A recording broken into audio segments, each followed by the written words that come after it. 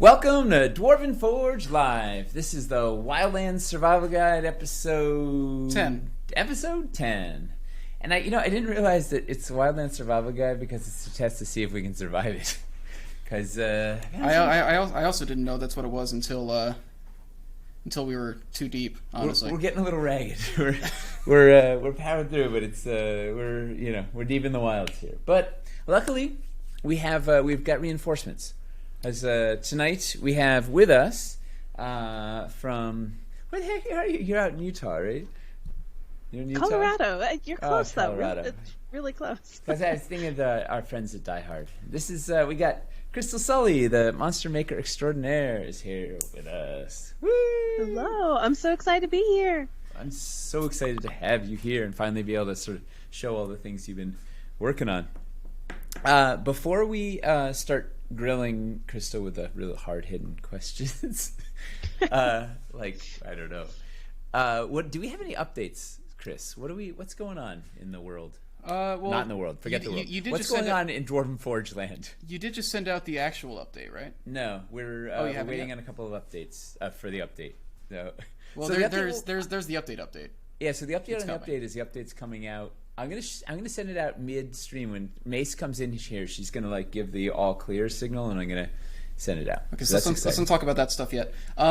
If you guys saw the game yesterday, we're gonna be deconstructing that build tomorrow afternoon. There'll actually be 2 streams tomorrow.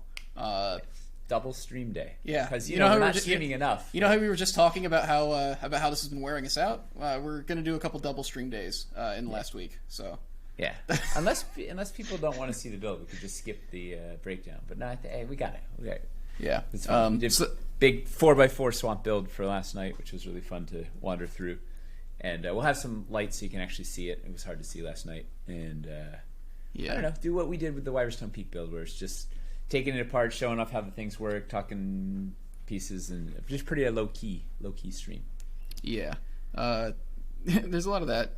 Any news on Hellscape in Europe? Oh yeah, how's the shipping going? Have we finished shipping? I have no idea. Yeah, I know I haven't gotten mine, so I don't think we're done. We've got to be shipping the very last of those because we were really close to done. Yeah, it's probably, I don't know. I heard somebody in New Zealand got theirs, so nice. Rest of world shipping has been happening. And Plague Stone is queuing up soon. And the rest of the week update's ready. Ooh, we're gonna send the update in a second. Why don't you put in the rest of the schedule while I get the rest of the schedule for for the week of the streaming. What do we? So we're in the final week. So these last 6 days, I think we've got 8 streams planned, something like that. So like I said, tomorrow at 1 p.m. Eastern, we are going to be doing the deconstruction build for the Fall of Kalantir, or Last Stand of Kalantir. Yeah, Last Stand of Kalantir game that we did last night, which was a lot of fun, and that's all backed up on Twitch if you want to see that as well. So we'll be taking that build apart, and then that night at 7 Eastern, we're going to be talking with Toby and Biconics. Yeah, we've officially announced it's Biconics. We're going to be going over the light puck, the technology behind it, how that all works. So that should be very exciting. We'll also have a hands-on video with that coming out the same day. So tomorrow, everybody's had questions about the light puck. How's that hands-on video going, Chris? I managed to cut a third of it before setting up for the stream. Yeah. Oh God. Sorry, Mace almost dropped her phone all the way onto the floor. That was bad. That was a ninja. That was a great catch. After that, on Saturday, we then have a stream at 7 with Joe Manganiello.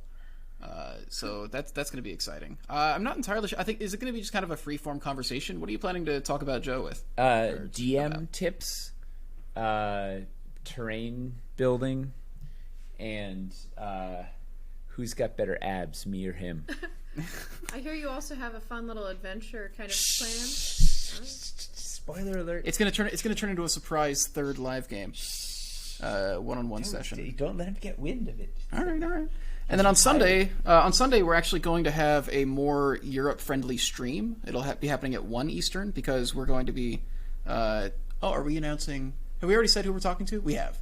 Yeah, we're going to be talking to Russ from Steamforged since he's. Hang on. Sorry, we need the piece breakdowns. piece breakdown? Yeah, we've got the covers. We need all there's like 10 pages of pieces for each of these things. I don't think it's in my folder, but I'll just ask Lakeisha. See if you can grab. Thank you so much. All right, so update's not quite out yet. But look, I'm advertising for Crystal. So we're But I put one on my car too, Crystal. On Sunday, Oh, we'll be really? Turns out I'm a fan. Yeah, of Untamed Beasts, like That's awesome. nobody's business. Yeah. Any other? Sunday, Russ from Steamforge. Then on Monday, we'll have both Hamster and Aaron on. We'll be doing kind of a big deluxe painting stream where we go over some of the big showpieces, as well as I think we're also going to be talking about converting, kind of painting these forest pieces to help match it to the older pieces and all that. Then on Tuesday, it's another double stream day. That afternoon, we're planning on doing one last big build stream where you guys make recommendations, because we did some of those a couple days ago, and you guys seemed very into it. So we'll do another big build stream where you guys ask for stuff, we build it, see what we can do, find some new uses for the pieces that we hadn't even realized. Toby and I are going to build like a massive... Yeah, apparently him and Toby are going to make like a massive build. Yeah, it's just going to go forever. And so we'll be doing that on Tuesday in the afternoon, and then that night, Stefan's going to be playing an Advanced Dungeons & Dragons game, 2nd edition, yeah? Yeah. Yeah, 2nd edition. First edition. It is 1st edition? Yeah. Okay. So, first or not? Why did I think you played 2E? I don't doesn't know. matter. It's not... And then the final stream on Wednesday, we're planning to start at 7, and it'll just be a big countdown to the end of the Kickstarter celebration stream sort of thing. Whoever's left. Whoever's left standing in the office. Hey, and if anybody has any ideas on what we should do for that stream, let us know. Yeah, we've been kicking ideas around, but... we don't have any good ones yet. Yeah, we've been kicking ideas, but they're all terrible. Yeah. We can do some more builds. We'll help answer questions if people have questions, but it'd be nice if we could do some cool things to cap off the Kickstarter and this crazy every day a stream schedule we've been doing. We're so close to be done with it. Whose idea was this? Literally yours. It was literally yours. Mason and I came to you and we were like, I think we can plan like a stream every weekday maybe. And you were like, cool, let's do it. Let's include the weekends. Everybody said that's a terrible idea. Oh, okay. Yeah. Well, anyway, do we have any other updates before we can we dive in with Crystal? Regarding the Kickstarter, I don't think anything that... Oh, well, the big update is Heart of the Wild. We're sending those add-ons are going out tonight. And you know what? Maybe the tail end of this stream, we can answer some questions on that. We'll get the update out at some point in the next 30 minutes. That's a great idea, because people are going to be reading that. Heart of the Wild, for those of you who aren't familiar, Heart of the Wild is basically... Let them see when the update comes out. Oh, and then you'll we can talk to Crystal. Update for Plaguestone. That's going to be right on the heels of Hellscape. They're prepping for it. Yes, now. Probably whatever's, I don't know, September. What day is it? I don't know. It doesn't matter. It's almost September. So, Crystal, hello.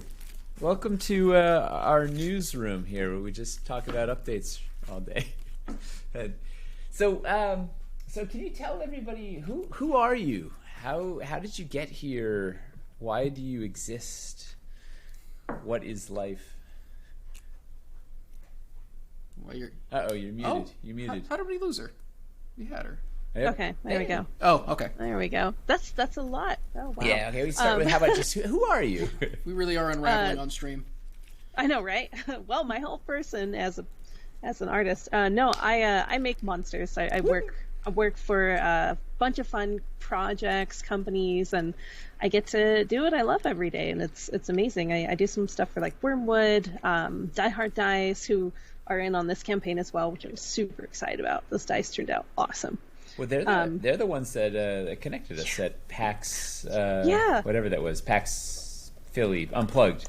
We were all in the booth together, and it was the best. That was so fun. Yeah, we all kept I kept running into you guys. I was like, man, I feel like such a jerk. And then eventually we were like, hey, what's up? I like your work. And I found out you had backed my book on Kickstarter, and I was like, oh my gosh, they already like my work. This is some synergy right here.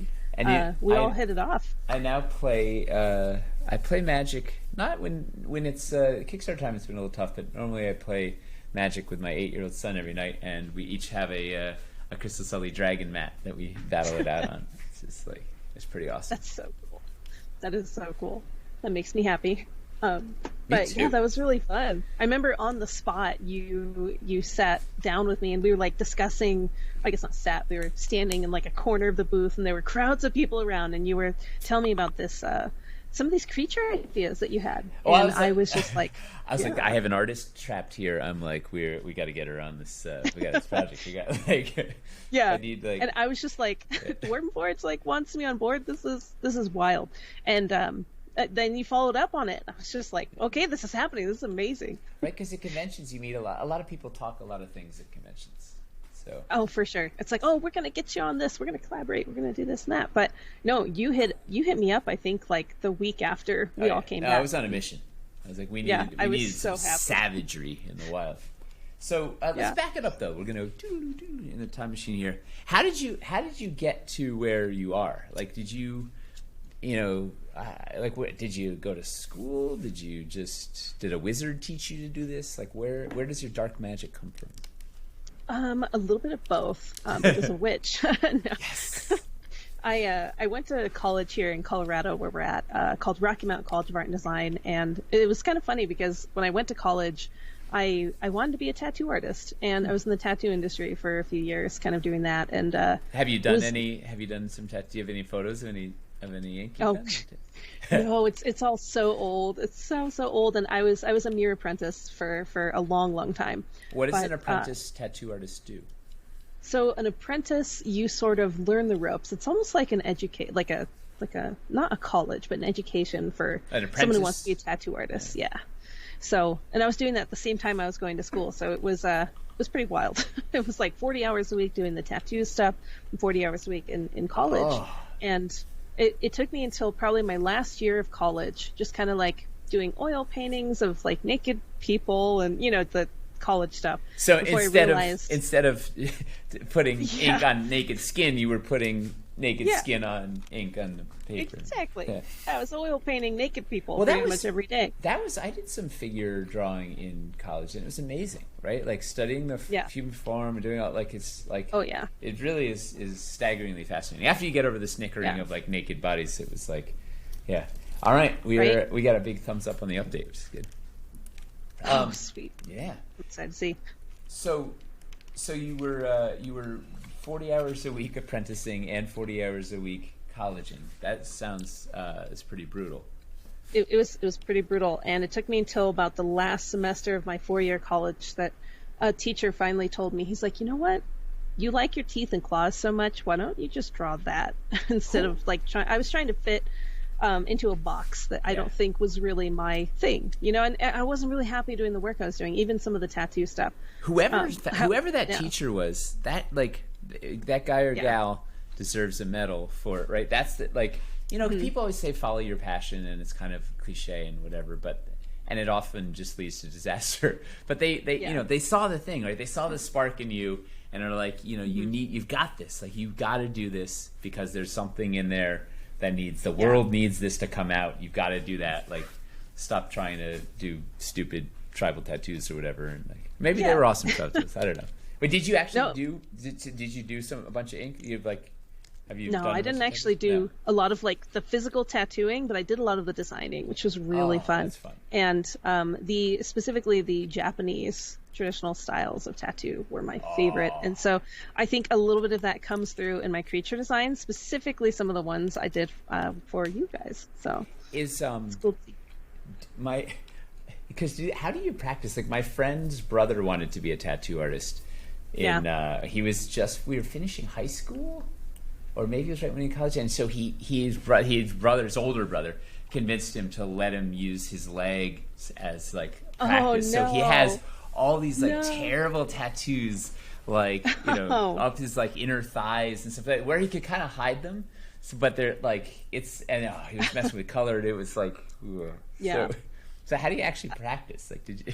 I hate to say it, but that's honest. That's pretty much it. Or sometimes it would be like a grapefruit. I guess now they have fake skin, but that was not around when I was. I bought fake skin for LARPing to use. Did you really? Yeah, it's cool. It's like big sheets of fake human skin. It's pretty awesome. Oh, that's awesome. So yeah, that was pretty fun. Yeah. So this teacher was like, hey, you should just do teeth and claws everywhere. And so how did that? So you just sort of like you just went for it, like. I went nuts. And here's the funny thing. I wish I knew where any of these paintings were, but like we had to do these giant oil paintings of these figure naked models, and they had to be like fully rendered realistic oil paintings. And in every single one of them, I would have some dragon coiled around the model or some like tiger laying at her feet. The teachers would just get so frustrated with me because the model would be rendered probably like 60%, but the dragon, wow, like, they look so good. The model was the afterthought, and it was all the dragon. That's amazing. Hold this stuff for 30 seconds. Chris, tell a joke. Oh, do you like jokes, Crystal? Because we have a lot of jokes in this. I love jokes. Yeah, so Chris is really good with them. Man, it's just not the kind of I can give you lateral thinking puzzles. What? Lateral thinking puzzles. It's where you're given like information and asked to find a conclusion that doesn't necessarily like follow that conclusion. So it's thinking laterally as instead of like linearly. So for example, it's the old thing like a man is lying dead on the floor in a puddle of water. How did he die? And then you ask basically a lot of yes or no questions, and eventually you try to figure out like what this scenario is. One of my favorite ones is probably a woman bought a new pair of shoes. Later that day she died. Like how did it happen? Poison shoes. Poison shoes, exactly. Yeah. They were a mimic. Exactly. Mimic shoes. Done. Yeah. Yeah, that wasn't very lateral. That was a very straight line. That was like, clearly they were mimic shoes. Well, I wasn't expecting your head to be like in the exact right place. So I'm just waiting for confirmation on the price of this add-on, so I don't want to mess it up again, and then we can send this update out and be done with the homework. So you finished up college and you had a big stack of half-drawn models with fully drawn dragons, and then what was the plan? Like, yeah, so I just went.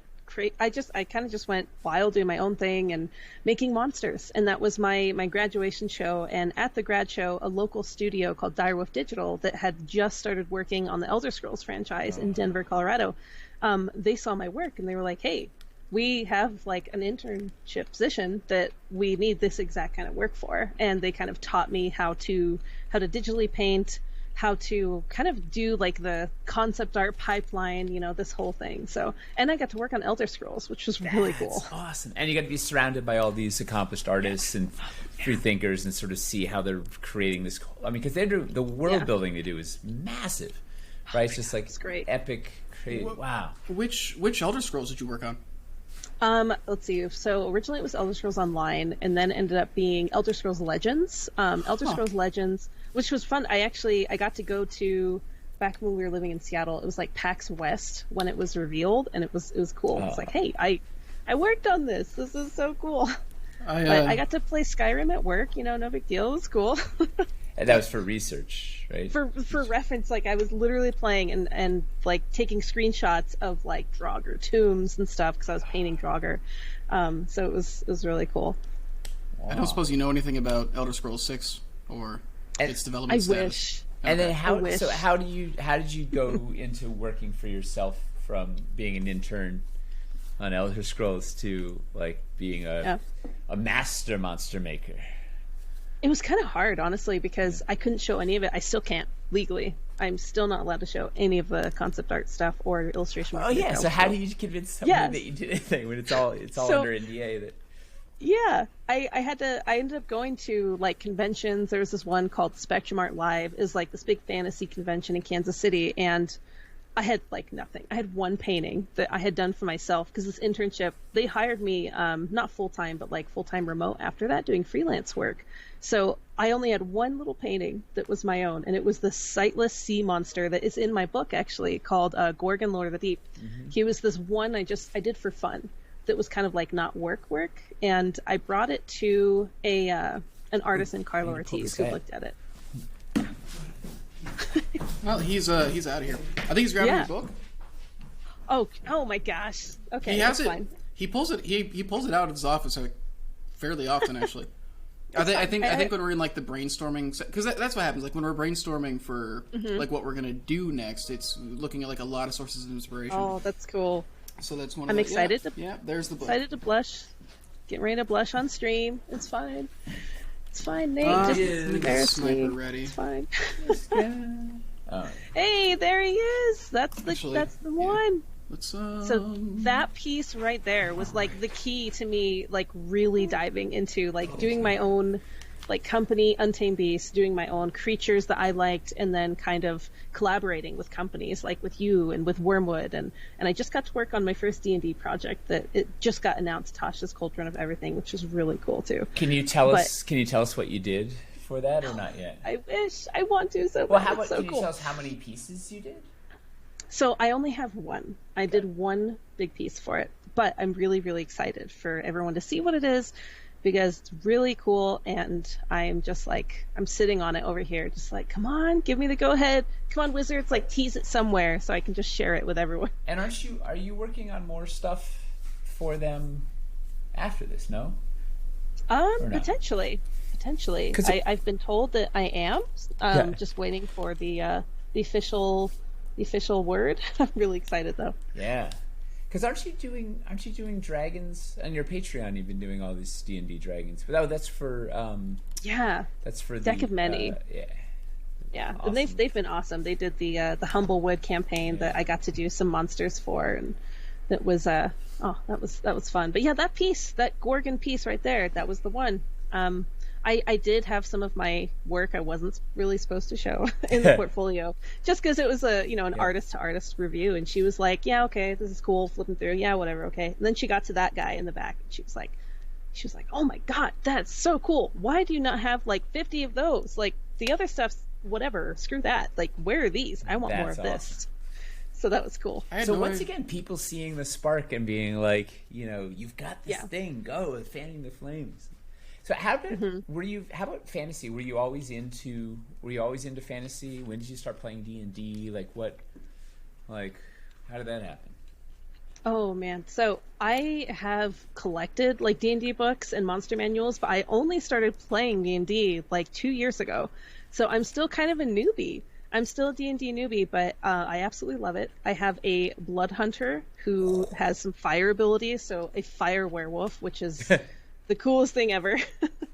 That's really fun. It doesn't matter how long you've been playing, it's how you play, right? Like it doesn't matter. Like I've had I think I used to say this story a lot. Like Janet had never played D&D before working here, and we sat down to play D&D with her, and she was from the first minute was like so in, and it was just like was going way more full throttle than some people that played for 30 years. It was just like that's cool. In so hard, and like the fire and like had it, and it's like it doesn't it doesn't matter if you play for 30 years. She could she could run circles around some old grognard. It was like Oh, that's cool. It's the best. That's kind of how I think I dived right into it, because obviously I love writing. I love making characters, and some of my like characters I've been using in like writing pen and paper games, just not for like D&D specifically, are actually in that book. Well, your book has a ton of lore, right? It's cool. There's all the bits. There's you obviously know this. Folks. There's there's neat lore about each of the things, and there's a sort of the whole book is tied together. Has like a there's a little world, a fantasy world built around it. Some mythology around it. Some of my D&D characters are in there, which is really funny. Like the big scary like fiery werewolf that's in there is my blood hunter. Amazing. So it was really fun finding a way to take my ideas and put them into D&D 5th edition and figure out like, okay, how do I get to explore the stats? Well, how do I get to interact? You did stats right for your Patreons. You've been sending out a postcard of stats. Yeah. Really excited. And everyone who got the book, by the way, we're doing a full digital stat book for all of those too. So we have been just stat all day, every day here, and I'm so excited. Woo! And how often are you playing D&D these days? Every Friday. Every Friday morning, I have a really solid group. And then we have an in-person group who, COVID, thanks COVID, we were meeting probably every few weeks or so, and that was really fun because I had a Dragonborn barbarian who was a big softy pacifist, which was hilarious to try to play like and she's about 9 feet tall. I mean, trying to play a character of that uniqueness it's a riot. Would she break her pacifism if she raged? Like, was that like it would be like nothing, and then she'd like click into like bloodlust? Yeah. Yes. Well, what's crazy is she's never actually raged before, so What? she hasn't raged in our campaign, and it's going to be very interesting when she does. Wait, what level are you? Yeah.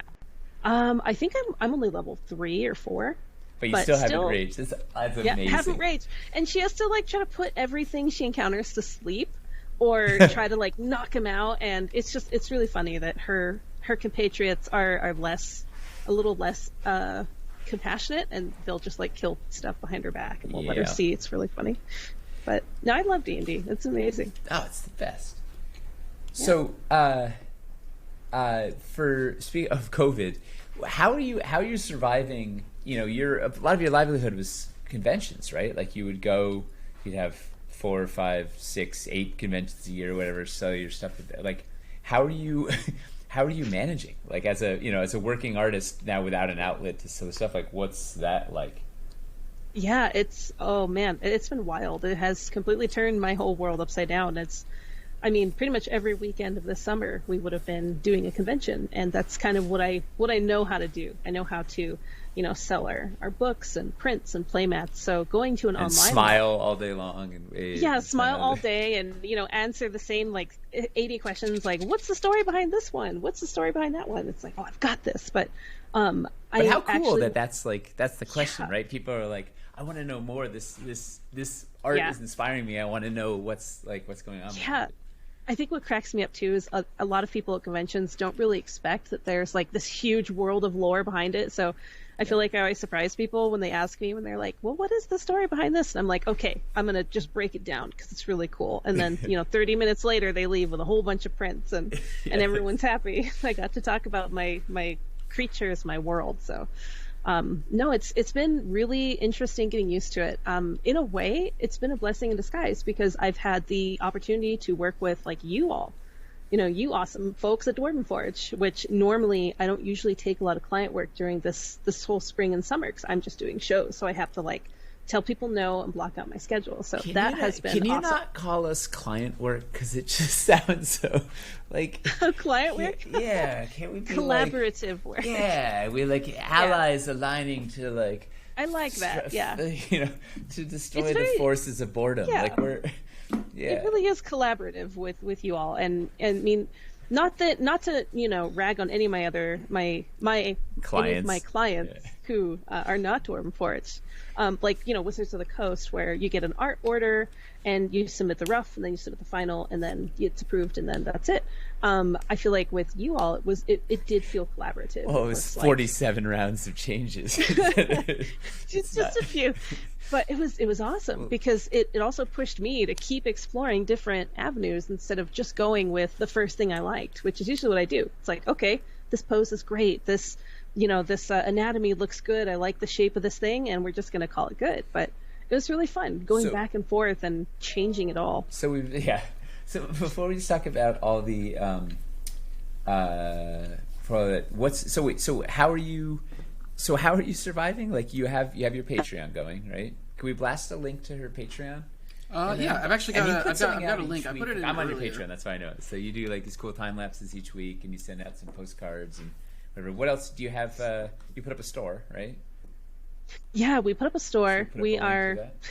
Yeah, we're shipping. We're a little behind on orders. We're kind of staying with family out in the middle of nowhere with a postal service that is like 2 people in a kiosk, and it's been it's a battle. But yeah, we have an online store, untamedbeasts.shop. And then my Patreon, honestly, like I know it's cheesy and, I love gushing about my patrons, which includes you, but yay. That has seriously carried me through COVID is awesome. The Patreon community. I can just work on, whether it's work for collaborators or, I'm going to use that forever now. Yeah. You've ruined client for me. Well, that word is ruined. It's just like, I don't know. I worked in advertising for years, and clients always has a lot of baggage with it. But like, for sure, collaborators, that's where I want to be. Yeah, it feels very like, I don't know, sterile and very like I picture like a doctor's office or like some kind of like very uptight kind of thing with client. But it's been really great. Patreon has carried me through COVID, and I know I'm not the only one for sure, but I didn't even really have one before this stuff all hit. I'll tell you, one of the things that I'm really happy that we've been able, as a company, we've been able to keep a lot of artists afloat through COVID. Yes. So it was a tiny speed bump at first, kind of getting everybody out of thing, but we basically kept our entire team working full time, and in fact have hired more. Like we had, our film team of 2. The only work they've been doing is us over the last couple of months, and got to work with folks like you and Drew, and we've got keeping a bunch of artists busy, which is great. Like it really, I'm very happy that we can keep everybody going through this. Yeah, me too.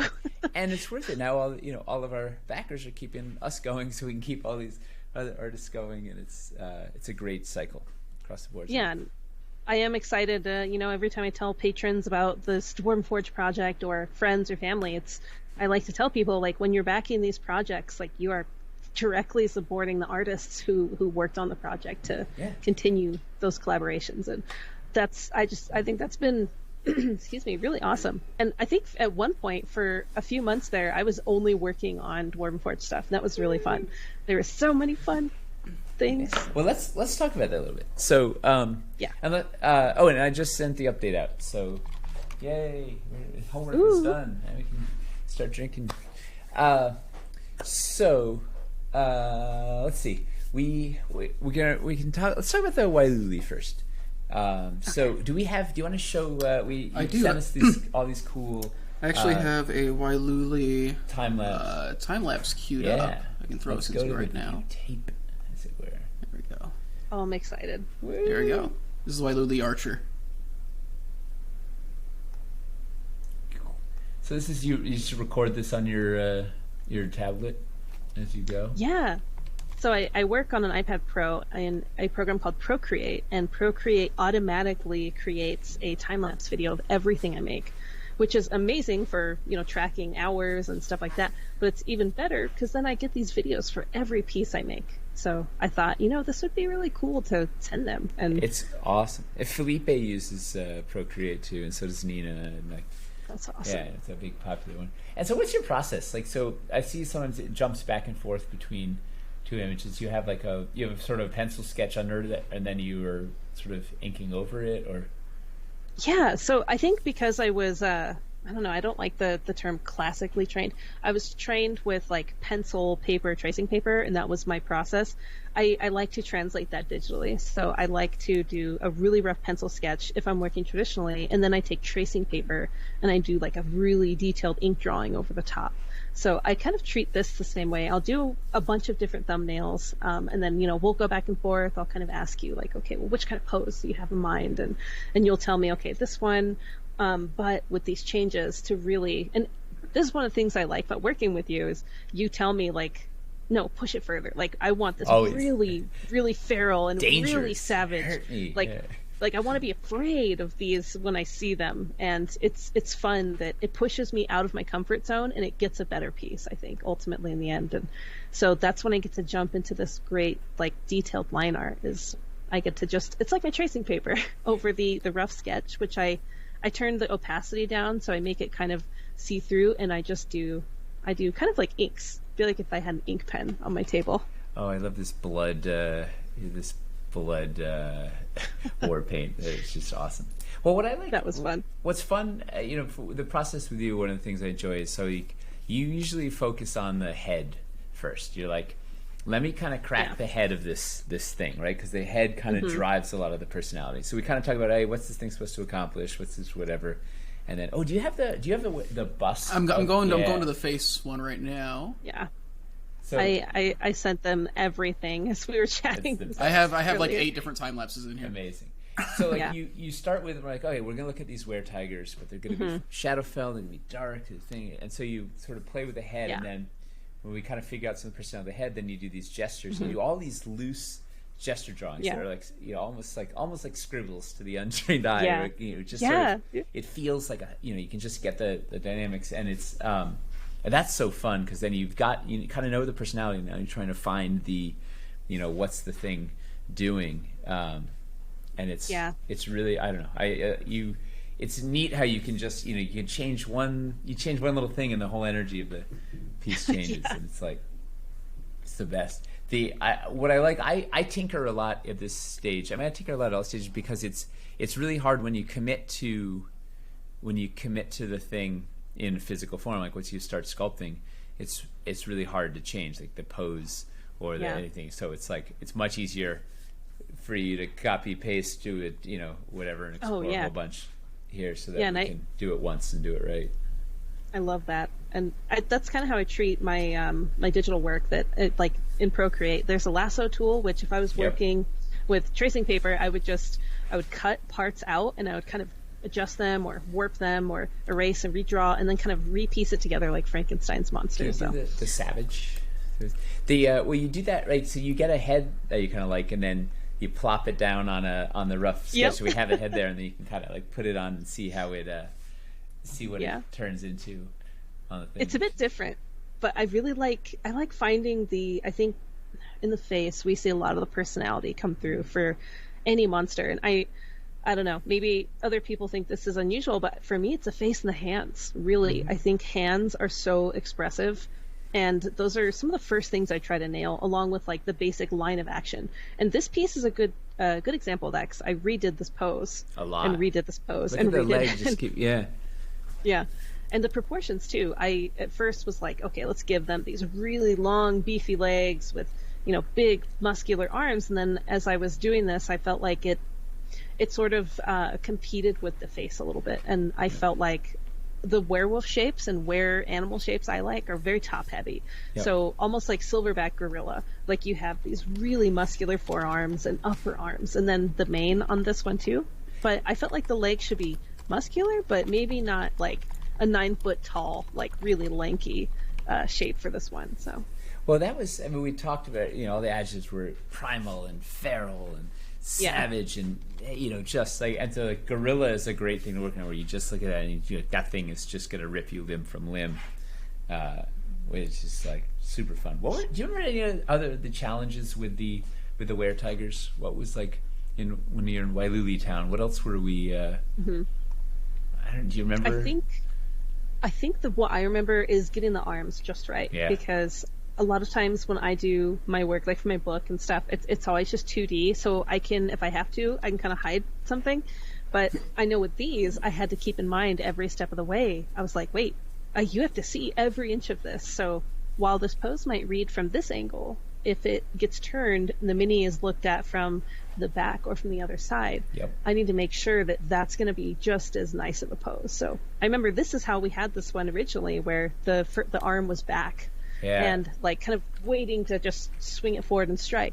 And then I remember you said, let's put them both forward. And I thought, that's a really good way to also highlight like the side of these guys where they have this paint and this war paint. So they needed more aggression. I was like, I want to be further through the thing. And you can see it in the video. There it goes. It's so fun. Well, and it really made that better. Yeah. Well, that's the hard thing, is you don't know what's better or worse, right? There's no right or wrong answer with art. Sure. So you're just kind of, you're going until you hopefully feel something. And definitely. Then you say at some point you say, okay, we run out of time, we got to go. Well, it's interesting. You were talking about hiding stuff in 2D. So Drew Williams, who sculpted three of these things that you drew, he that was one of his things that he said immediately. So he's been doing this for, I don't know, he's been sculpting for 30 years or whatever, and has seen hundreds of concept artists and things, whatever. And he said immediately, he goes, he's like, who did this art? They're like, I was like, it's Crystal. He's like, she's really good. He's like, she didn't cheat. I'm like, what do you mean? He goes, nothing's cheated here. This is 3D. I can make this. He's like, artists are always cheating on me, and I have to fix it. He's like, she didn't cheat. So he could, that was one of his first comments, is that he's like, it's all, everything is That's there. Cool. He can, and he loves good dynamic concept art. Like that's his sweet spot, where he can just dig in, and you know what it is, because then he has to make a lot less choices. Like, you've done all the hard work for him, so then he can get in there and just focus on the little changes that are going to make it translate to 3D in a better way. Like all that, you've cracked the pose, you've cracked the book, you cracked the lines, the form, and then he can be like, oh, well, if I accentuate this one a little more, it's doing that. He can see what's there. And take it. Hey, Chris, can we do a sniper cam on the finalists of this? We certainly can. I wonder if we're going to need a backlight. That's so cool. That's like the ultimate compliment because I've spent years and years just studying anatomy and creature anatomy. Tell. And he has too, and that's why you can tell. Yeah, and he did a killer job with those sculpts too. I remember you sending me like via text. And they were like these tiny pixelated, images through Messenger. But I was like, oh my gosh, these are super cool to see. Just him take that 2D concept into 3D and have it be a physical thing you can hold. Like that's incredible to me. Yeah, hold on one second. We're getting the camera done so we can.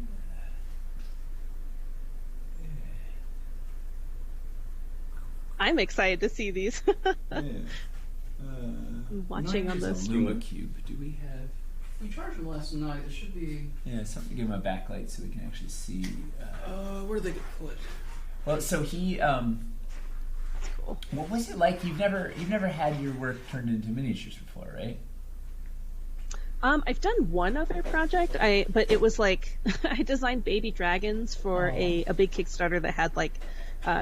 Dragon minis, and just I took like the really big concepts they had of the fierce dragons, and I made cute little baby ones.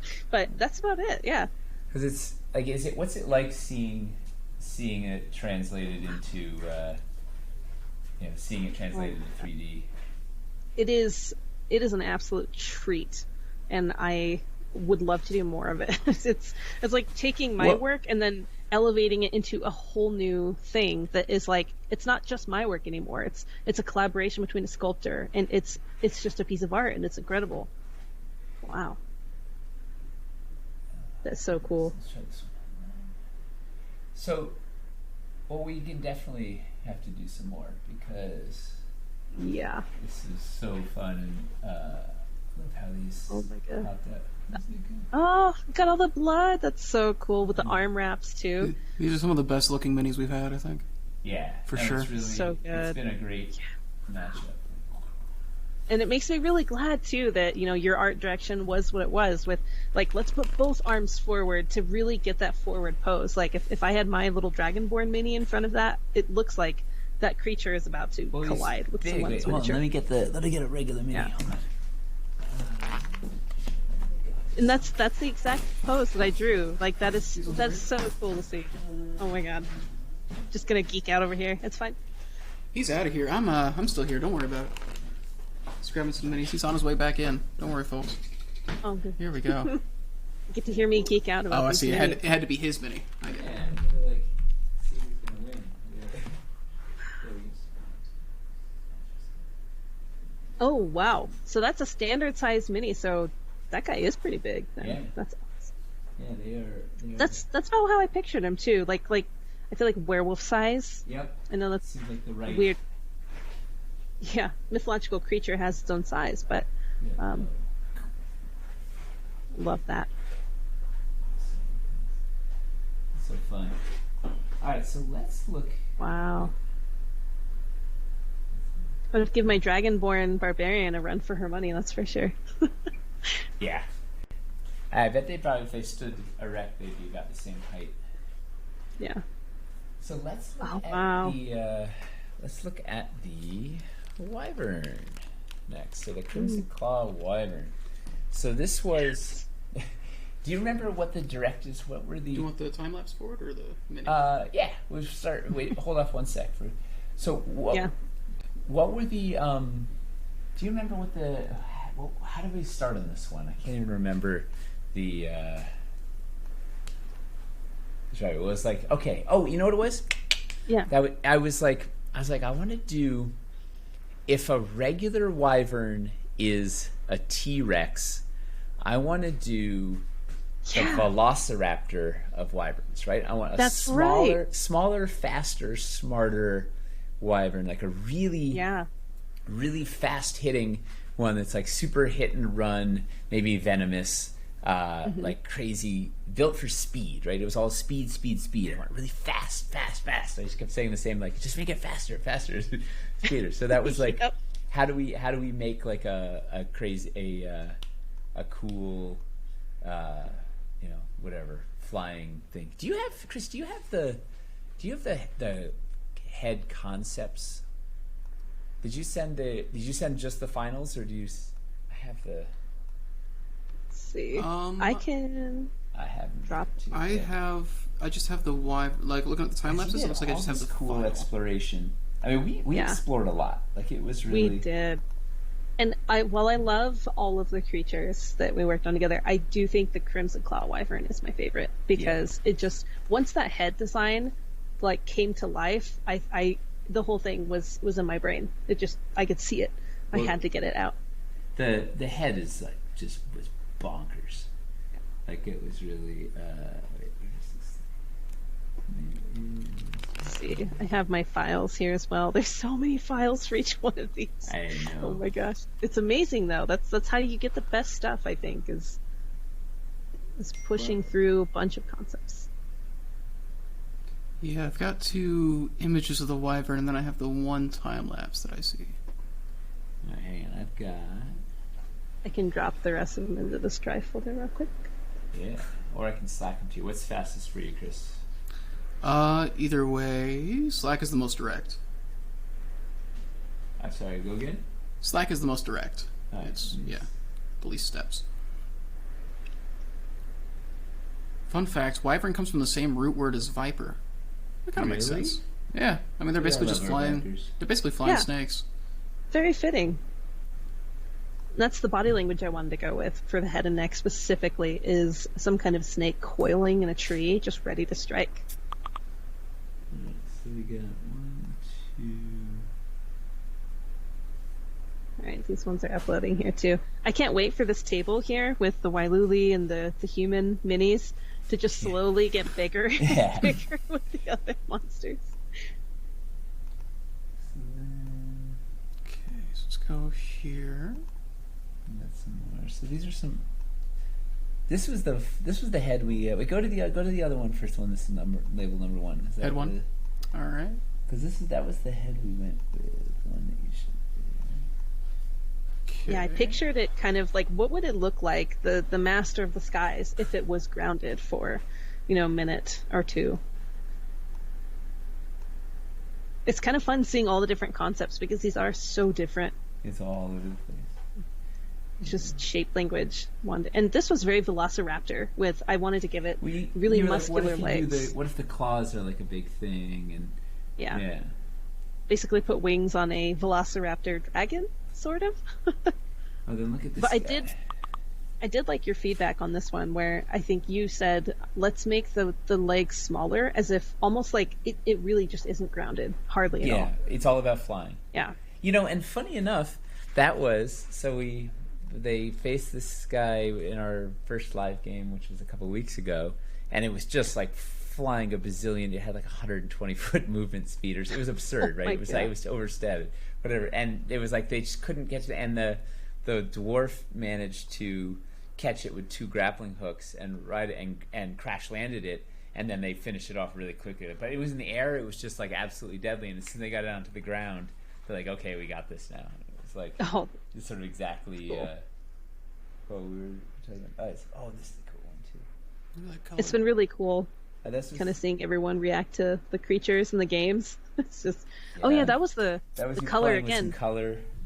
That red, I don't know why. Just I think because of the Wailuli. Name. We went from Wailuli to this one immediately, and I was like, I pictured just like poison dart frogs. How it's something that shouldn't be messed with based on some of the markings, and that was fun. Well, and here's a cool thing. You did this wingspan. So we were like talking about like extra flaps in the wings, or like how do the wings feel really fast? So you design these extra little sort of claw bits, and then you put those cool like moth like eyeball patterns on it. Yeah. Because originally it was supposed to be like, I was thinking it was going to be small. It was like super fast. You're like, well, maybe this will keep away bigger predators or something. You have this like, and we tried. It didn't work. Campster tried it when we were painting it, and it didn't. It didn't work.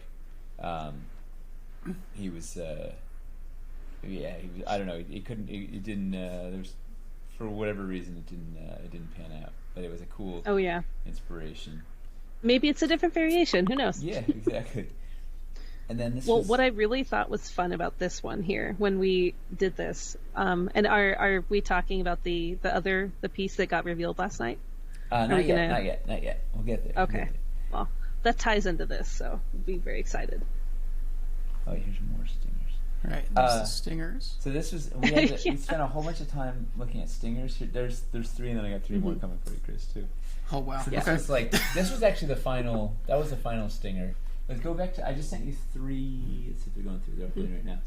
I sent you 3 other stingers because that was like. So we got the head was working, the wings were working. I was like the stinger didn't feel. Yeah, so I just sent you the 3 there, Chris. You pull up. It just wasn't like.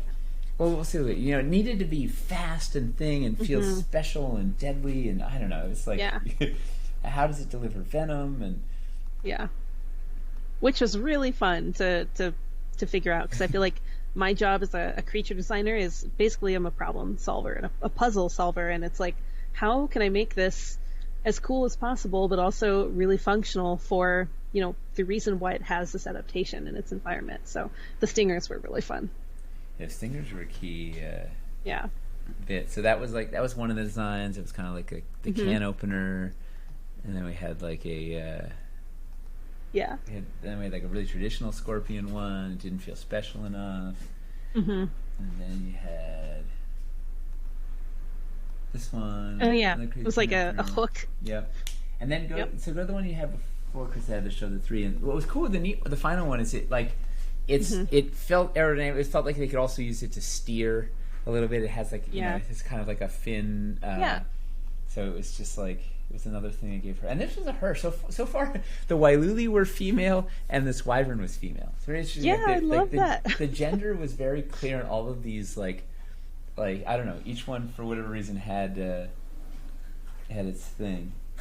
I love that too, and I liked too that we got to have fun with that, and it wasn't just like, okay, we'll make the ones that look like males, make them really big, beefy, and then make the female Wailulis like cutesy, and I've had a lot of that art direction on other jobs, and it's really nice to just like not even worry about gender and just have them look like these badass warriors, they should be the thing that they are.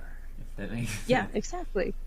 I really loved that, not getting pushed into like the usual boxes of like, oh, this should look like X. It was great. Well, for the Wailuli, it was very clear right before we started. I was like, they got to be female because like the female tigers are the stronger, bigger, scarier ones. I was like, they got to be like, this has to be absolutely deadly.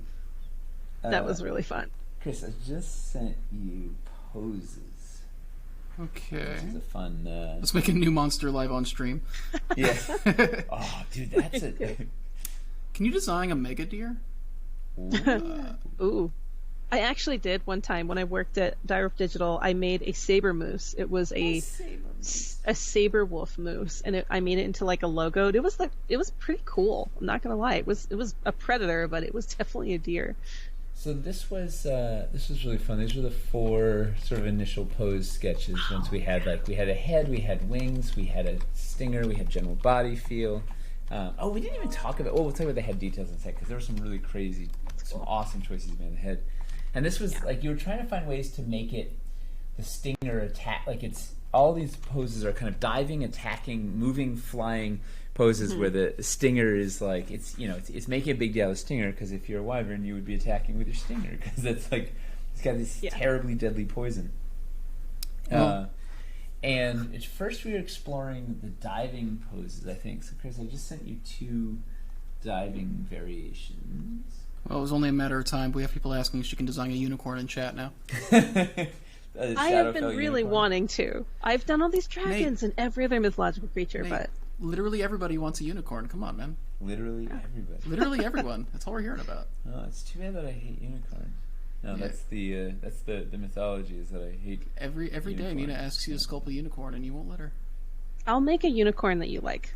I will guarantee you, I can make a scary unicorn that you like. Shadowfell unicorn. Let's go. I'm not against unicorns. Like, I don't know where this Not like rumor came a from. donkey Pegasus, right? Yeah. Dude, those donkey Pegasus are adorable. And Pegasi are adorable. That was They're, so like, fun.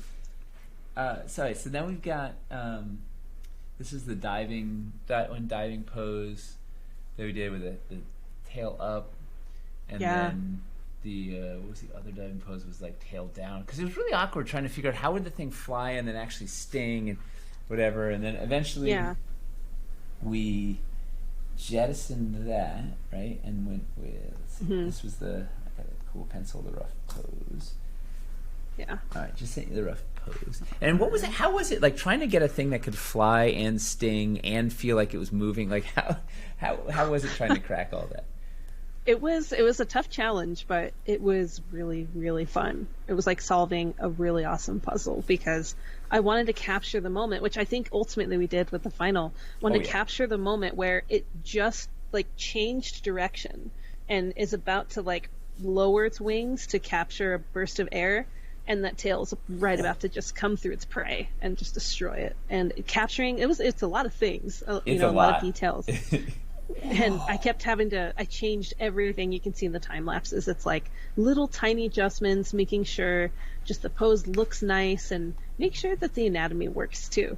So I don't want to cheat. Yeah, well, that was what's cool. So you can see in the upper right, like that, the original pose had a thing, and then this new one, you kind of you have the wings billow out even more, so it gets swing around. And then let's go to the time lapse of the then actually once this was all just to figure out you haven't even started like the real drawing yet. This was all just like the homework to figure out like what what it's gonna look like. These are the scribbles. Like these are very quick little scribbles, but they're not. I mean, they're quick scribbles, but they're not. Like it's not like it's this was a lot of time and a lot of thought and effort. Every artist I know that I talk to, they're always just like, I'm just scribbling, and it's like 10 times better than anything I could do if I like spent all day on it. We're all so self-conscious about our roughs. It's ridiculous. Oh, that was a speedy one. Somebody said close enough to Megadeer and sent this picture of like this massive, like mossy monster thing that you did creeping out from behind a. Is it Jon Snow in the chat? That's Jon Snow, Trevor, my husband. Go figure. And then, it's like, wait a minute, that's very specific. And then, do you know a Michaela Sims? I sure do. Yeah, she's also here. Hi, Michaela. You got shills in the audience. Oh, so many friends in the chat. You can't say she has shills when you literally showed her book at the beginning of the stream. I didn't have her sticker on the back of my computer. I know, and I got the shirt today too. We're on brand. Can you pull up the final still? I can send it to you if you want. The final wyvern still? Yeah. Actually, yeah. Do you want the final lines or like the final? I've got the final. I just sent it to you, unless you have it. I've already got. Yeah, she sent me the final lines and the finals still. And then we can look at the sculpt and see how these guys look together. Yes. Right. This was my favorite, I think. The others, I mean, they're all. I had so much fun with them, but this one. You can enjoy all the projects, but also have this one just. There's something about just when I clicked with the pose that I was just like, this is so damn cool. The head drove it, right? We didn't talk too much about all the cool choices made there. So it has 6 eyes, which is one of the you love a lot of eyes, right? This is I'm so bad about putting 6 eyes on everything. And my anatomy teacher, her name's Tara Whitlatch, and she designed all of the like prequel Star Wars creatures, and she would always be like, why is there 6 eyes on all of this stuff? There's 6 eyes on this one. There's 6 eyes on that one. Like, what is the biological function? And it made me kind of think a little bit. And I thought, okay, an aerial predator, though, I could see having use of 6 eyes. Yeah, and if it's a nocturnal predator, it needs to see, like, it gives it that extra vision, or maybe ones have dark and some have bright vision, or whatever. I don't know. It just seemed like if they were flying super, super fast, it made so much sense. So I thought I'd never thought of putting 6 eyes on a wyvern, and then I saw it, I'm like, that's it. That makes so much sense. Yeah. And you put double teeth. Can you zoom in on the head? Yeah. Certainly. You put double teeth on her. Right, she's got double fangs. Those right? rear fangs. There's middle mouth fangs as well as the front fangs. Zoom in more. Let's get it real tight. What's kind of funny? All right, I'm gonna go to just a picture of that basically. Perfect. Yeah, let me set this up real quick. Let's see. Oh, it's cool to see. I haven't looked at these in a while. So is it fun to take a little trip down memory lane? It is. It's so cool, and it was a fun journey finding these. All right. Yeah, there you go. There we go. Oh wow! Now you can really see. Look at those double fangs with 6 eyes, and then it had like this kind of fish-like, super aerodynamic face. Mm-hmm. With fins, and then everything has a mohawk, which also is like amazing. You're like, you just. I'm a little biased. Yeah, me too. Yeah, I mean, it works out. you too. Yeah. I think could, my tattoo influence comes through with this, with a lot of the Japanese serpent imagery that I was really inspired by as a tattooer. This, specifically that rear fang, is something that I I put on a lot of my stuff, and a lot of people I know who are tattooers as well. They're like, hey, that's like Jack Mosher kind of style with like the serpents, and it's just funny seeing that come through. But I was really happy with how the head turned out on this one. Yeah, no, it's just glorious. I'm just imagining how painful it would be to have this inked on your body. Oof. That's a lot of little details. And I just noticed too, I forgot I added these because again, everything has to be like functional. Just I'll make something that like, oh, let's do it because it looks cool, but I have to make sure it fits. You can see on the bottom jaw, I added little divots and grooves where those teeth would rest. Yes. So that it's not just. I used to do that a lot with creature designs with all the toothy things I make, where like, well, the teeth wouldn't really fit together, or they would just like shred through the bottom jaw. So I wanted to make sure this felt like an evolved predator. Oh, I love adapted. Well, let's go. Can you go to the sniper cam and let's look at what this stuff looks like? Oh, she's too high. It's okay, I can move it.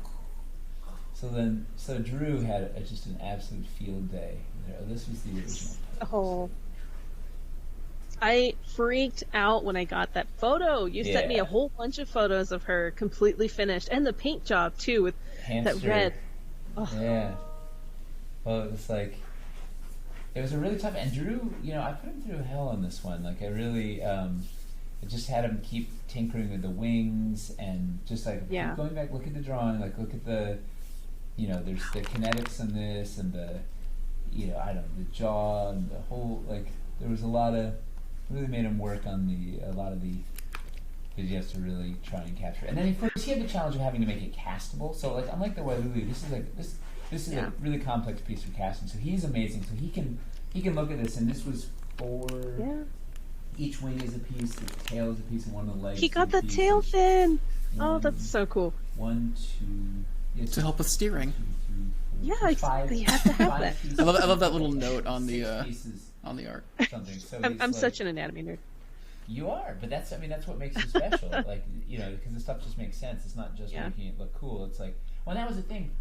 Like, the wings, there's muscle, there's extra muscles up by the wing because it's speed. Like, we need this thing to be fast. And she ended up bigger than, originally I was like, well, maybe it'll be small. But there was so much detail in there. It was like, Drew was like, I can't make this thing tiny. Like, it's not going to I love that. I love how she's like a true, proper monster now. That looks so cool. Oh, yeah. She's outrageous. And she even has a nice little nest, which, of course, I don't have over here. Do you want me to grab the nest? And do you know where it is? I don't know where it is.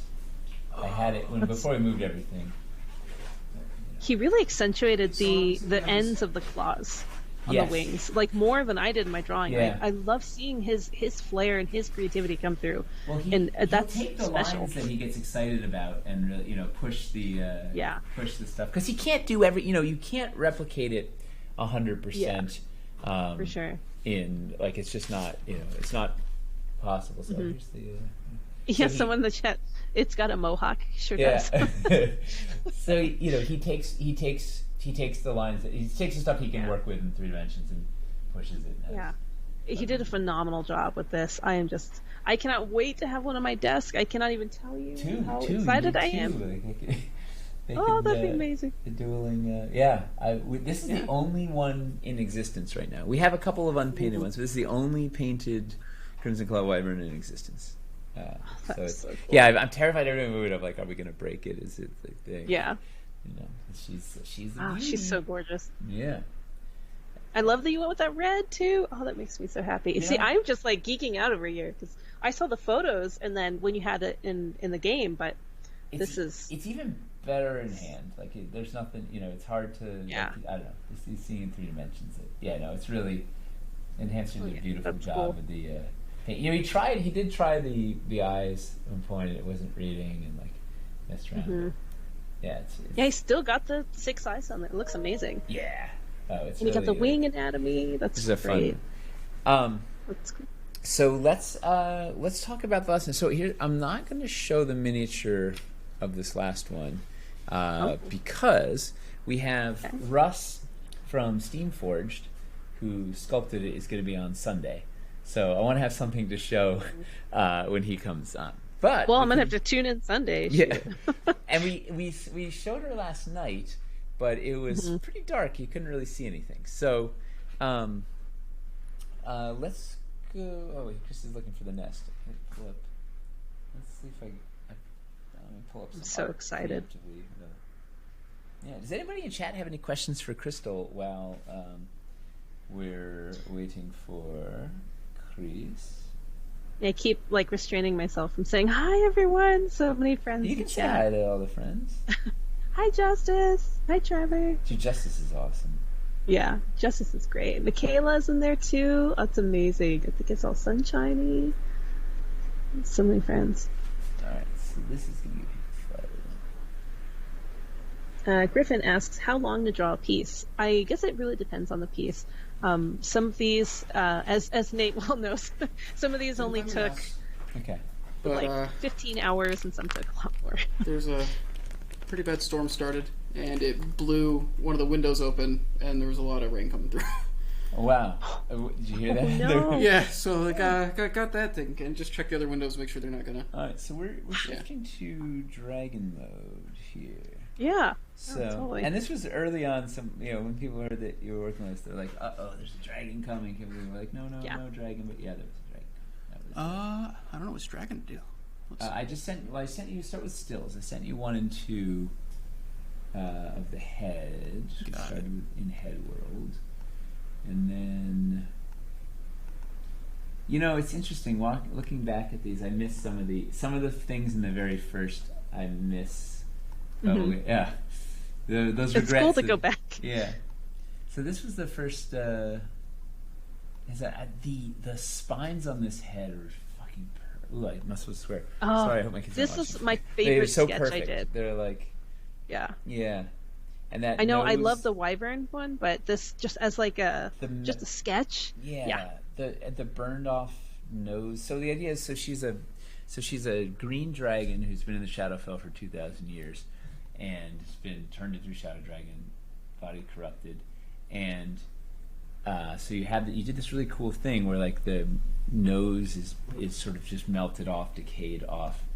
I remember my initial notes on this. One, I was worried that she didn't look feminine enough, which is a whole other.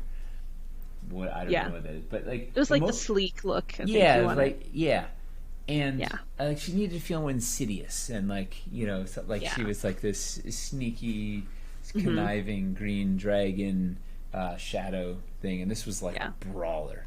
But the big one was that it felt too much like a black dragon because the curving horns and the burned off nose felt very D&D black dragon. Yeah. But it was such a cool these are the choices. These are like the bold artistic choices that are amazing. Yeah, but it was I remember that. right. There was like a whole thing. So then we went to body. We did some body poses. What's funny is I didn't intend to do this sketch at this point. I was like, we need to just do the body poses first. But once an image or just a thought or a shape flashes in my brain, it's like it just possesses me, and I gotta get it out, or else I'll lose it. So I just was like, I'm gonna do this sketch no matter what. Oh yeah, this was the one with the lips. We wanted to kind of see what it looks how like with the lips, and it wasn't better. It was better without. And then we went to These are all in different resolutions, so it's just a little body. So this was the initial body pose, taking that head and putting it on a body, and that was where you got the really nice, lithe, she felt like. Yeah. Look at that. That was the lines, the so spines, the craziness. Yeah. And then I was like, getting the okay, muscles. but she doesn't feel like shadowy. Like beat her up a little bit, decay her up. So the next one, so then you tattered out the wings and you put some stuff. Yes. And you have this this green energy seeping out of her chest. Because we were gonna put an LED in her. Yeah, that's right. Yeah, about that. And it didn't end up working for a variety of reasons. But so that was like, okay, let's have this. Have this thing. Wait, where's this? Okay, so then we started messing around with other poses. Okay, oh wow, there's so many. Oh. Yeah, there's a few. I dragon. forgot how many. Yeah. All right, so we got some. Here's some poses, Chris.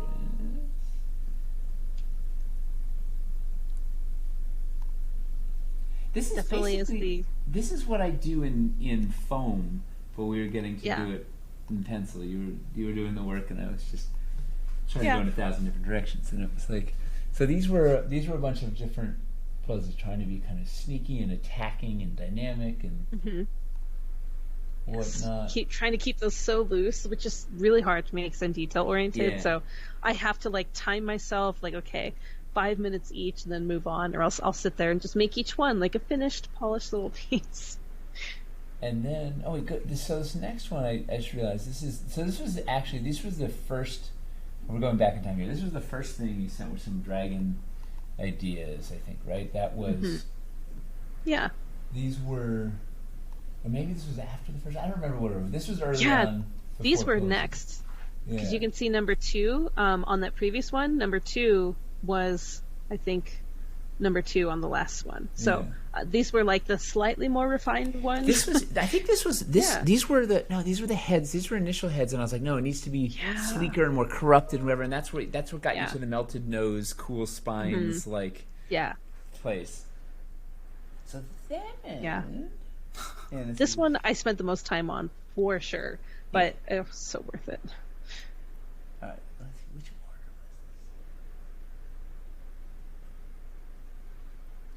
was this. So then I think we went to this, and I have all these. I did not number these as well as maybe I should have. I should next time. I'm going to number them each time they come in.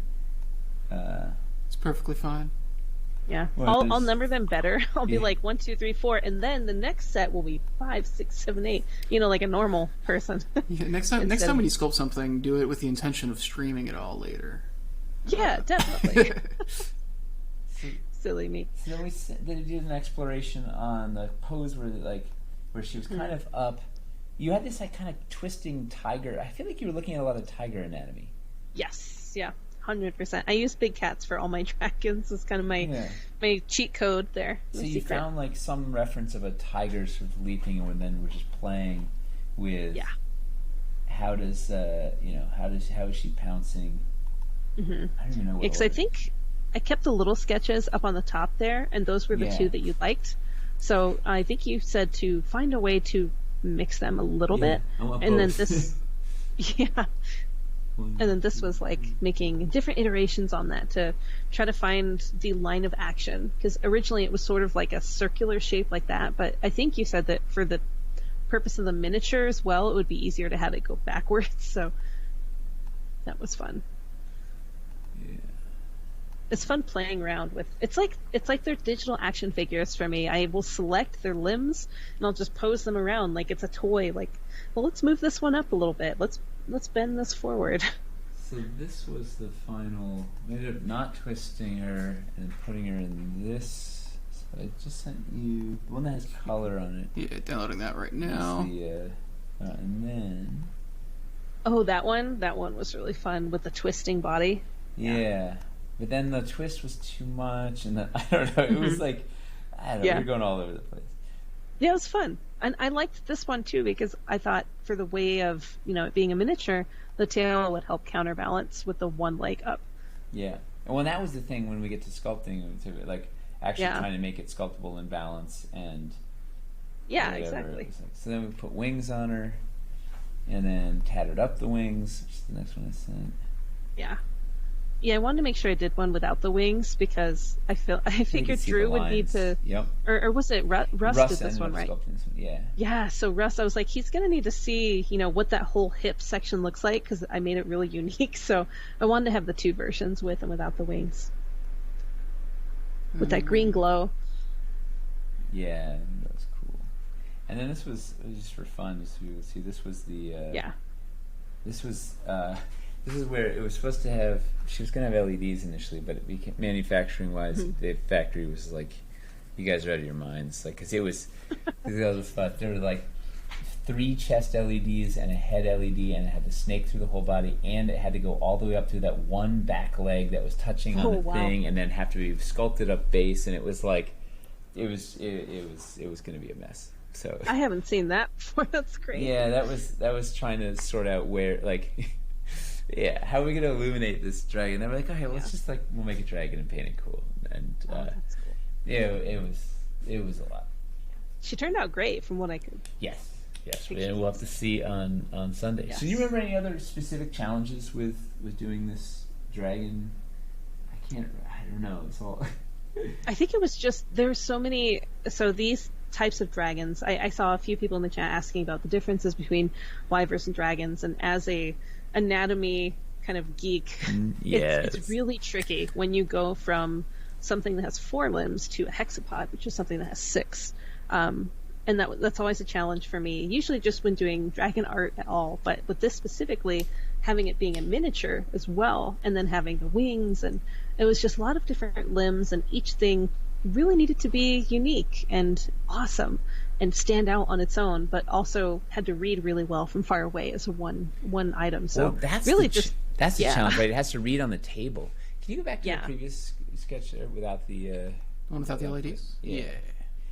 Well, it has to read from 3 feet away and still look cool and whatever. And it's a heck of a thing. And man, you put so many spines on her. I know. I was worried at first. Oh man, he's like, "What are you doing?" I told my husband when I was drawing it, and he came up behind me, and he said the same thing. He's like, "That's a lot of spines," and I was like, "Yeah, I kind of feel sorry for whoever has to sculpt this one." Yeah, it's a lot of stuff. Yeah, I felt so bad. But it looks cool. It looks really cool in the final sculpt that I saw. It's awesome. Well, we will. I guess I could have done fewer, but no, she needed it. She was like, yeah. It's funny though. It irks Eli. He's like, dragons are apex predators. They don't need spikes. He's like, I don't understand. There isn't logic to this. I'm like, there isn't any logic. It just looks cool, Eli. He's like, but it doesn't make sense. They're like the great thing. They don't need them. They're like magical and powerful. They're the top of everything. Why do they have spikes? Yeah. It's like, because it in just my looks line cool. of thinking, she's got all these holes from something, whether it's adventurers or maybe people, whatever she has, people want, and she has to fight something off. There you go. So I figured she's how old? You get some adaptations in there to fight people. So it works, or it just looks cool. I mean, that's at the end of the day. Sometimes you just have to like go with the rule of cool. Like, does it look awesome? Yeah, let's just do it. Yeah. And even if there's different genders of dragons, there's all sorts of reasons they could be having spikes if you think about like animals. So I could be a super animal geek and get into that, but well, that's one of the things that makes you awesome, right? Is you have a lot of knowledge, and so you can draw. Well, that's the thing we're always trying to do with our work is draw from reality to make fantasy, right? You want to ground your fantasy in as much reality as you can, and that means there should be real anatomy in your monsters. Like there's, how do those extra wings, they attach to the body? How does that flow? How is there, are there enough muscles in that leg to do this thing? Yeah, for sure. I love doing that. I love incorporating it and looking at, like I said, tiger anatomy mostly, tiger, lion anatomy, poses, but then the feet and claws, it's all lizard and cat and. No, it's cat. Yeah. You take all the best, amalgamate all the best bits into one uber beast. What if you? Oh yeah. So if you could design any monster in the world to be made into a miniature, what would you design? Oh my gosh! Any monster in the world or a monster I've made? No, just anything. Like if you were like, if we were gonna make some more miniatures together, what would you want to do? I saw that question earlier, and I've still been thinking about it, and then I realized it hit me. It would be Gorgon, Lord of the Deep, because of the glowing little apparatus things he has to lure and prey. Can you imagine that? Yeah. Ooh, that'd be terrifying. That would be amazing. Yeah, it'd be really fun. So are there other questions from chat for Crystal? There's been quite a few. A lot of them have been wondering how long it takes you to do one of these drawings, or like how long the design process takes you, I suppose, when you're working on one of these monsters. Yeah, I guess it depends on the monster, but I feel like this one took the longest for sure, just because we did a lot of iterations and we wanted to explore, I think, all avenues. And I'm trying to even remember. Nate has my the breakdown of how many hours each one took. I have no idea. It's like, but it's a lot. Quite a few. This one took quite a few hours, and I'm really happy for it though, because I think it's really important to sort of detach myself from like, oh well, this is the first sketch I did, so it's good. I think it's really good to say, okay, well, what if we went further and then further? What if we tried this? And it forces me to explore something I might not have done myself. Well, that's what we try and do that a lot of, like, right, just kill your darlings and like don't be precious with things and just try, like, don't try and do the right, like, don't look for the right answer, like, just try it. Let's try some things and see where something resonates and gets you excited and and it's I mean, like, Aaron does it a lot with the paint where we're just like, try 10 things and something finally hits, or at least builds. I'll tinker, like, with a pleasure, like I'll tinker with the thing. I do, like, I think I'll get it the first time, and no, it's like 8 iterations later you get the you're like, okay, well, this is good enough. I don't know if we could get there, but there's so much, there's no right or wrong answer, and there's a lot of so I don't know, that's the hard part, is know when to stop. I know there's a quote out there that's kind of my favorite when it comes to art, specifically concept art like this, and it's finished, not perfect, because we have to at some point decide, like, okay, this is what we like. Let's call this one good, and I think we did explore a ton of awesome, like, poses and tail shapes and arm shapes and for all of these. So I feel really, really confident and happy, and I guess, like, proud of all these designs. I think they turned out really nice. Because the reality is, you never have, like, you don't have unlimited time or money to do any of these things, right? Like, you don't have, we don't have 6 months to do the concept art for the dragon, that then have 6 months to sculpt it, and then like 6 months to paint it. Or, like, we got to get the thing going, because, like, it takes us. It's a month of sculpting time, and then it has to go into production, and then it has to, like, get painted, and then it has to, like, it's all, like, it's so we have to be doing this months ahead of time to get all the things in time. So it's like, you just run out of resources. For sure.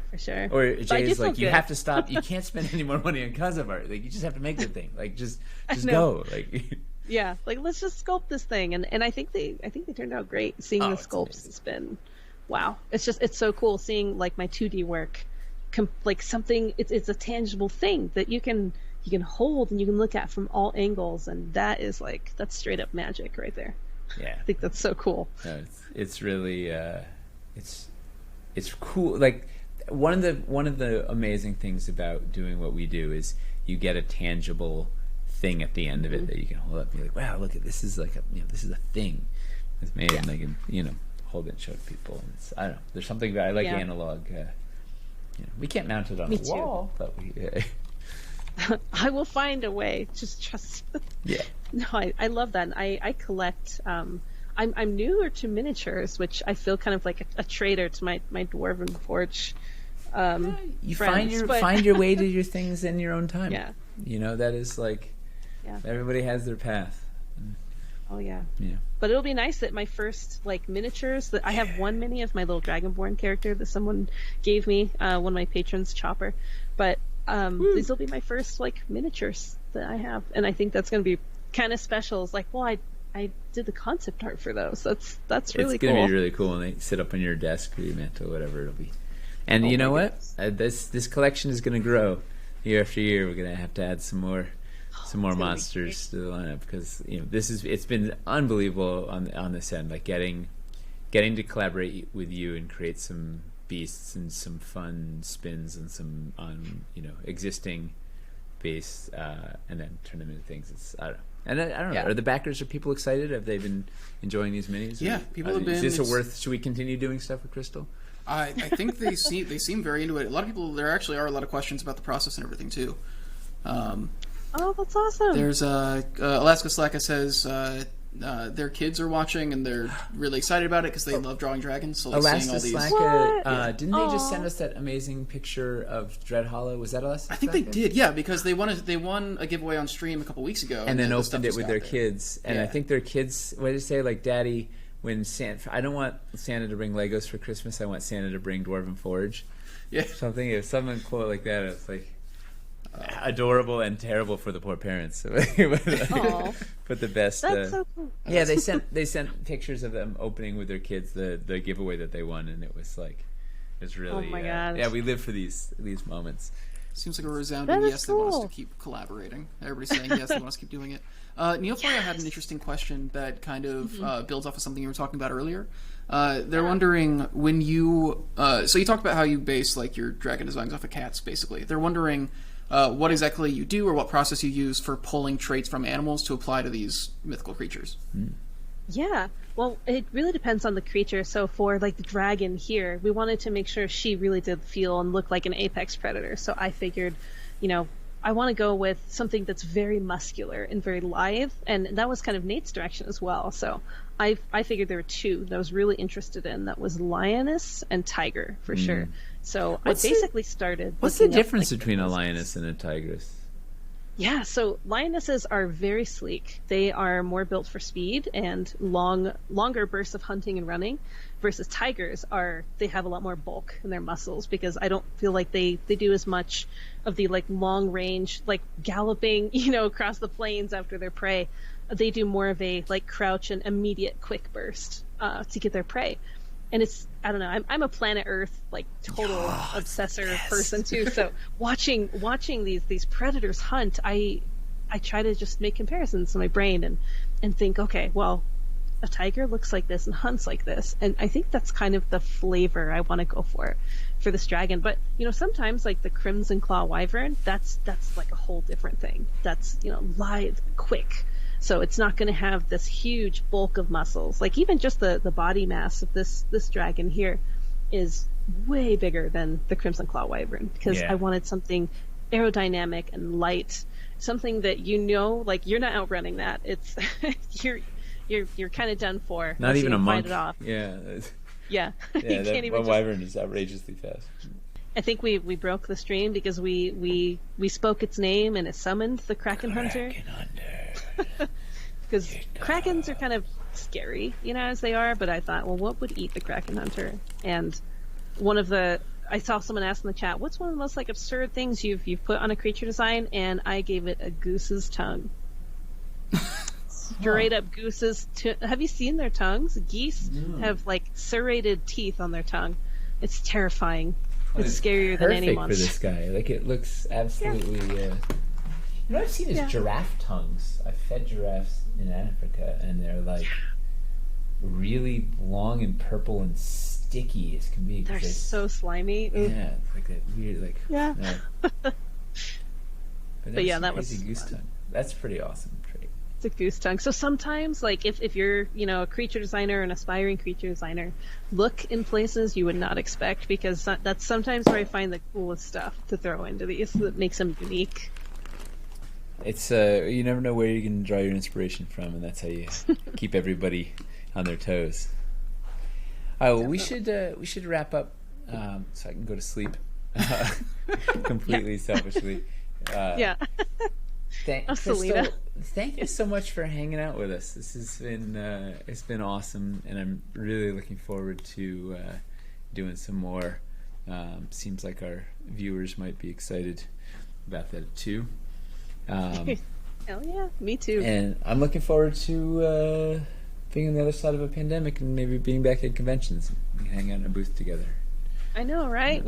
I think we were going to be at Gen Con, weren't we? Yeah. We were No, you had a booth, and we had a booth, and everybody had a booth. It was great. Jeez, I know. Next year, right? Next year, and then all this stuff will be. Oh, that's going to be fun. Yeah. Well, yeah. Next year, there will be physical miniatures. You can adorn your booth with Dwarven Forge minis. Oh, that's gonna be fun. Yeah. Oh my gosh, I can't wait. I just can't wait to see these in person. Yeah. Like, I hope all the backers too who are getting them. Well, we've put all of these miniatures in their own packs, so you can buy the White Lily. It's like, I think they're only $18 painted for the pair of White Lily, which is a steal. Like, you should get it now because we're not going to be able to offer it at that price there again. It doesn't make sense. And yes. the Wild George says I think she's $50 painted with the nest, something like that. But yeah, it's that's awesome.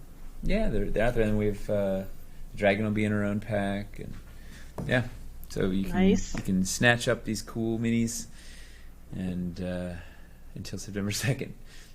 And I guess it's coming up so fast. I know. All right, well, have a wonderful, wonderful night. Yeah, you too. Thank you so much for having me. Taking the time. Thanks everybody for tuning in. And were there any? Oh, you're supposed to take Heart of the Wild. Are there any Heart of the Wilds questions? Oh, that's true. Yeah. There was one. If you want, Crystal. I don't know if it's gonna be exciting. There was one earlier on. What was the question? It's a pretty easy question. If there's going to be a pack for all three of the hearts together. So that's a very good question. So we. I'm sorry. No, it's okay.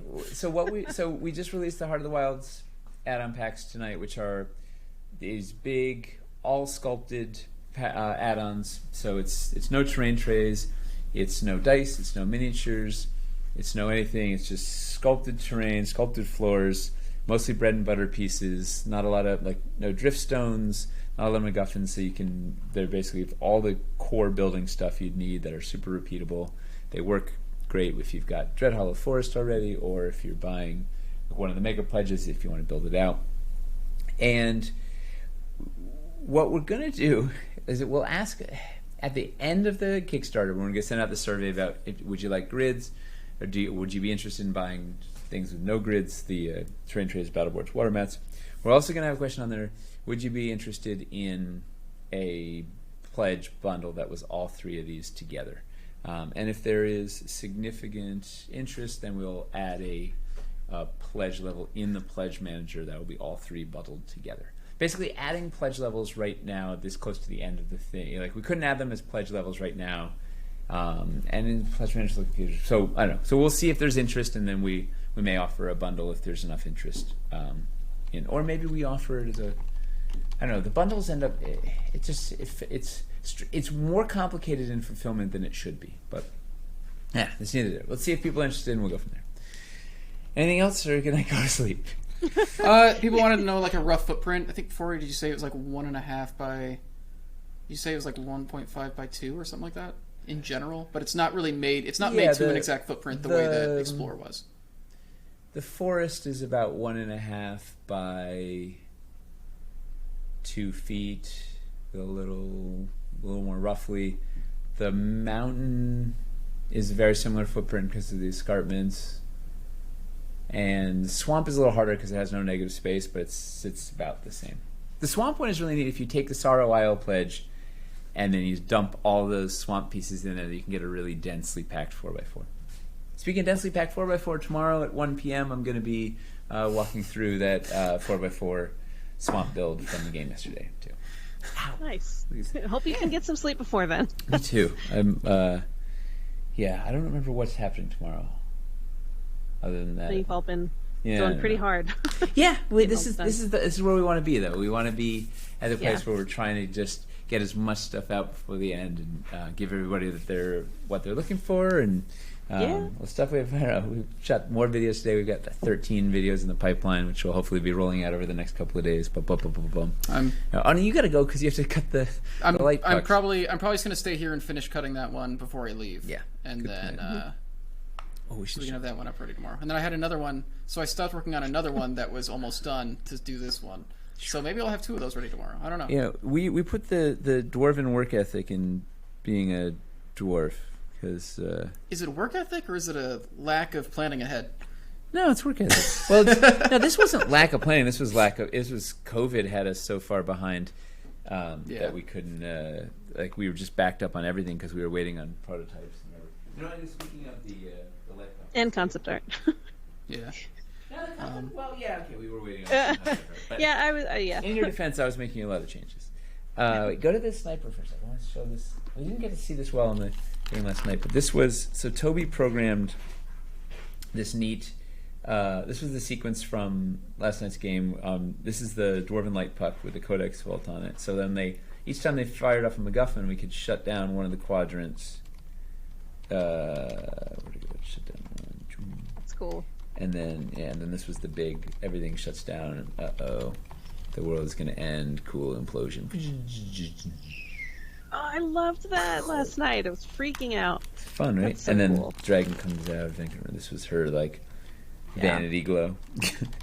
That is so damn cool. Reactivate bump. I think you are all wizards. I'm not the wizard here. You're all wizards. We've got some dark wizardry over here. Yeah. And then this fully activated. You've saved the day. All right, and on that, it's time cool. to go. Yeah, this doesn't read on. It didn't read on cameras so well because it's not live. There's no. It's like one still every 2 seconds or something. So, all right.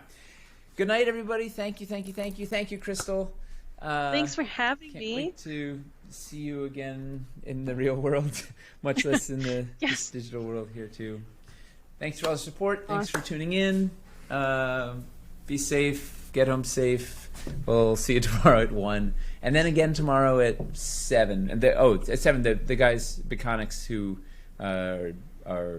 did all the firmware and software and all the where. Yeah, tomorrow's just a big light puck day. Light puck extravaganza tomorrow. So they'll be on at 7:00, and we'll you guys can ask all sorts of questions, and we'll walk through all the good stuff.